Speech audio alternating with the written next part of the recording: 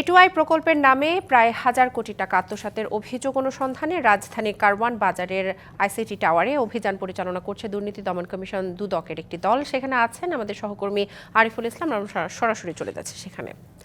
আরিফ, দুদক কর্মকর্তারা অভিযানে কি পেল, আরও বিস্তারিত তথ্য আমাদেরকে জানাবেন।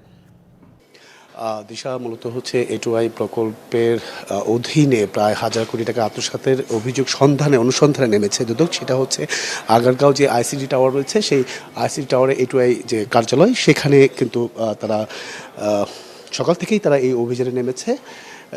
যেটা হচ্ছে এটুআইয়ের সঙ্গে যারা জড়িত ১৪ শীর্ষ কর্মকর্তা যারা আছেন, বিশেষ করে এই মন্ত্রণালয়ের আইসিটি মন্ত্রণালয়ের অধীনে, তাদের বিরুদ্ধেই কিন্তু এই ধরনের অভিযান তারা পরিচালনা করছেন। এর পাশাপাশি একটি বিষয় জানিয়ে রাখি যে একটি প্রকল্পের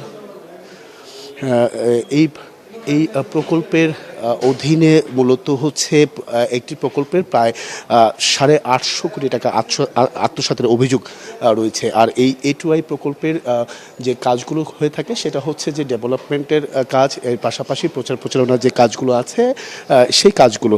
আর এই কাজের যে মূল হোতা বা পেছনে যারা যিনি কাজ করেছেন, তিনি হচ্ছেন শেখ হাসিনার সাবেক যে প্রধানমন্ত্রী শেখ হাসিনা, সেই শেখ হাসিনার পুত্র সজীব ওয়াজেদ জয়, তিনি কিন্তু মাস্টার মাইন্ড। এর পাশাপাশি জুনায়েদ আহমেদের পলকও রয়েছেন তার সঙ্গে যুক্ত। তো সেটা হচ্ছে যে একটি বিষয় আপনাকে একটু জানিয়ে রাখি, সেটা এই প্রকল্পটির মেয়াদ ছিল ২০২০ সালের অনুযায়ী থেকে ২০২৫ সালের ডিসেম্বর পর্যন্ত। প্রথমে প্রকল্পের মূল ব্যয় ধরা হয় ৪৮৫ কোটি ৪৫ লাখ টাকা। এর মধ্যে সরকারের ব্যয় ৪০৩ কোটি ৬৫ লাখ টাকা, আর সহায়তা তহবিল থেকে আসার কথা ৮১ কোটি ৮০ লাখ টাকা। কিন্তু প্রকল্পের ব্যয় সংশোধন করে মোট ব্যয় দাঁড়ায় ৮৫৫ কোটি ৪৮ লাখ টাকার মধ্যে সরকারের ব্যয় ৪০৩ কোটি টাকা।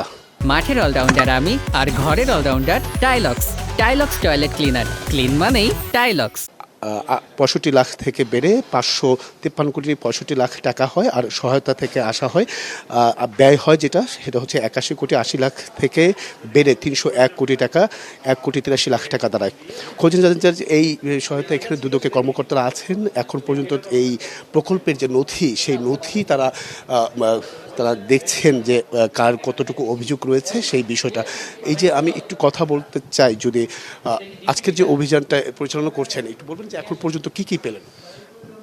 একটু সময় নিচ্ছি, একটু সময় নিয়ে কথা বলছি। তারপরে যতটুকু পেয়েছেন আপনারা এখানে প্রকল্পে এর অধীনে কিছু কার্যক্রম গ্রহণ যে করেছে, সেই ক্ষেত্রে কিছু অনিয়ম মনে হয়েছে আমাদের কাছে আছে, সেই বিষয়টা যাচাই করছি। আচ্ছা, এখানে তো একটি প্রকল্প আছে, একটি প্রকল্পের মধ্যে কয়টা কাজ পেয়েছেন? প্রায় ১৪টি কাজ। একটি প্রকল্পের অধীনে তো প্রায় 150+ কার্যক্রম এই পর্যন্ত, কেনাকাটা কার্যক্রম সহ অন্যান্য কিছু কার্যক্রম সম্পাদিত হয়েছে। সেই সংক্রান্ত নথি আজকে যতটুকু আমরা যাচাই করতে পেরেছি, সেই আলোকে মনে হয়েছে কিছু কিছু বিষয়ে তাদের অনিয়ম আছে। অসংখ্য ধন্যবাদ। দিশা, মূলত হচ্ছে যে নথিপত্রগুলো কিন্তু এখনো পুরোপুরি তারা